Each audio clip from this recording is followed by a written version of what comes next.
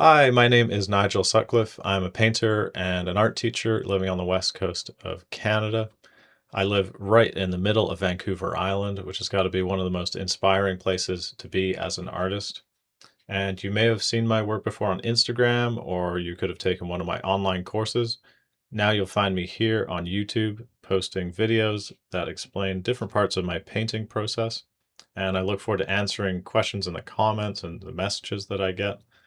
But today I'm going to be highlighting where I find inspiration, how I sketch out on location, and then transfer that sketch back in the studio onto my painting surface.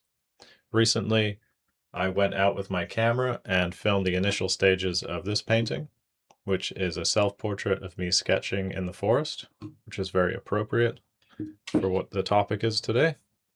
So let's take a look at how that all began.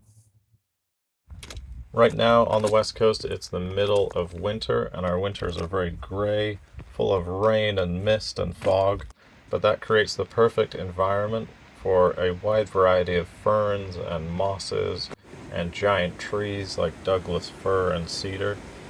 We also have our creeks right now at the highest levels of the year, so we have these raging rapids flowing over the rocks as the water comes down from the mountains.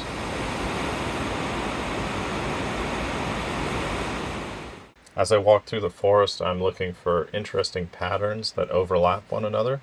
It could be fallen trees creating a cross pattern, an arrangement of rocks in the creeks that are guiding my eye to a focal point, or even the trail itself acting as a path to guide me through the composition. It's very easy to get overwhelmed with the details in this kind of environment, but a good way to simplify those details is to squint your eyes down so that you're looking through just your eyelashes, and this will blur out all of the details and leave you with a series of interesting shapes, and those shapes will all contain a similar value. From that point, you can modify the shapes to create an interesting design. This can be done very quickly, usually under 10 minutes or so. And by doing these sketches, you're going to save yourself spending hours on a painting only to find out way down the road that your composition doesn't work.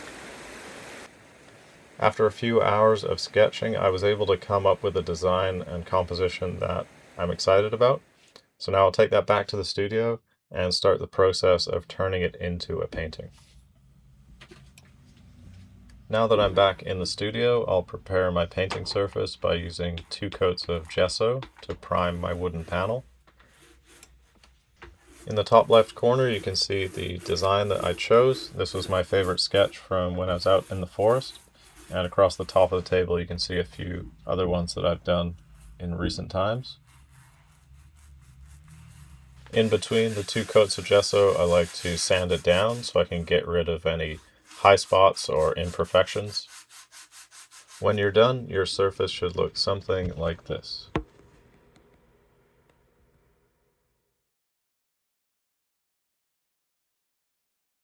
To transfer my sketch, I'm going to first create a grid using a clear sheet protector, and then scale that up to fit my wood panel. I'm using a Sharpie to trace the frame of the sketch, and then I'll mark the half and quarter points to create my grid. If you have Photoshop or something similar, you could make a grid over your sketch on the computer. The benefit of using the clear sheet protector is that I can reuse this again and again, and I can store it in a binder right beside my desk. It's also kind of nice to make something by hand instead of using the computer or my iPad all the time. When you're sketching on location, it's important to think about how that sketch is going to scale up. So you got to keep in mind the common aspect ratios that you can purchase canvases or wood panels in. Some of the most common aspect ratios being 3:4 or 4:5 or that square format. If your sketch doesn't fit those aspect ratios, you're going to have to get into making custom panels or canvases, and then once the painting is finished, you may need to have a custom frame, and the price of that can be very expensive. So it's important to think about those things while you're doing your sketch. With my grid nicely laid out, I'm ready to begin transferring my sketch onto the wood panel. And for this, I'm using an acrylic marker. Any brand is fine. I'm using a brown Posca marker here. I'll bring up the reference photo so you can see exactly what I was seeing compared to the design that I came up with. The photo was taken in the spot where I was sketching. So imagine you were me in that scene and you squint your eyes down and you can eliminate all of those details and just see those big shapes, and everything that has a similar value you can combine together. So you take something very complex like this, by squinting your eyes down, you can simplify that down to these big shapes, and then it's just about changing how those shapes are interacting with one another. You can move things around until you get an effective design. Then when you go into the painting process, you can use that reference photo to bring in the details. This way you're not just taking a reference photo and then tracing over it, copying it one for one. You're actually bringing in more creative design into your work, which will allow you to take a reference photo that is not perfect and turn it into a great painting. You can also combine the best elements from multiple references to create one very strong design that you can use as the foundation for your painting.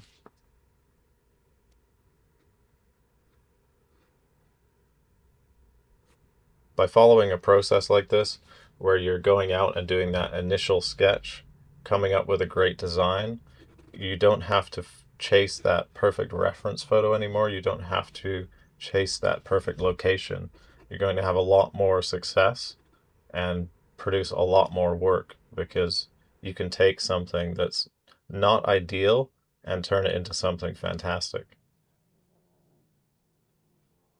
You'll also find that you start filling up sketchbooks really quickly and getting a lot of practice in, because these sketches that you do are really low pressure, and if they don't work, you just move on. Sometimes I'll do a 2-minute sketch or a 1-minute sketch or even a 30-second sketch. You can see in the sketchbook there a tree shape that I thought was cool, but it didn't really work, so I moved on. I did that little fern. I thought that's cool, but I don't really know what to do with that. I did a color study. You're just constantly trying new things, and then something will hit, something will make sense, and make you go, oh, okay, this is the one. This is what I really want to take and make into a final painting. And that's it for transferring the sketch. You can see I've got the energy from the original sketch now transferred to my panel, and I'm ready to tone the surface. To tone the surface of the panel, I'm going to use transparent red oxide. That is going to help me get rid of that glaring white of the gesso. I'll grab my big flat brush and put a little bit of water into the mix just to thin it out. I don't want this to be thick. I still want to see my sketch underneath. Now there are a couple of reasons why I tone the surface before I start painting.